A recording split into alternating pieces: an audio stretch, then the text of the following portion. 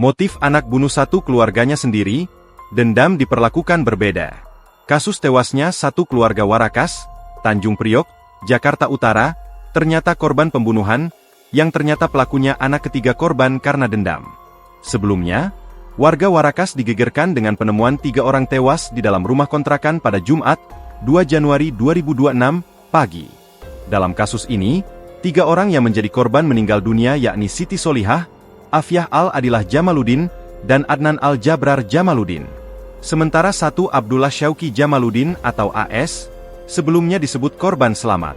Kini anak ketiga korban, Abdullah Syauki Jamaluddin, ditetapkan sebagai tersangka pembunuhan berencana dengan cara meracuni anggota keluarganya menggunakan racun tikus. Kasat Reskrim Polres Metro Jakarta Utara AKBP Onkoseno Grandiarso Sukahar mengatakan, dari hasil penyidikan, tersangka diketahui memiliki motif dendam terhadap keluarga.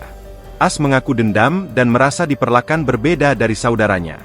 Motif dari pelaku adalah dendam kepada keluarganya karena merasa diperlakukan berbeda dan sering dimarahi oleh ibunya, kata Onkoseno dalam konferensi pers di Mapolres Metro Jakarta Utara, Jumat, 6 Februari 2026, dikutip tribunjakarta.com.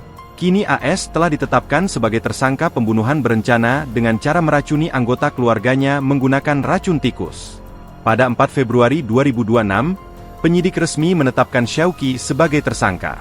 Onkoseno mengatakan, tersangka membeli racun tikus kemudian mencampurkan ke teh di dalam panci. Kemudian, rebusan ini dimasukkan lagi ke dalam sebuah muk, cangkir. Kemudian dari cangkir itu disuapkan atau disendoki ke mulut para korban ketika para korban sedang terlelap tidur. Jelas dia. Download Tribun X sekarang. Menghadirkan lokal menjadi Indonesia.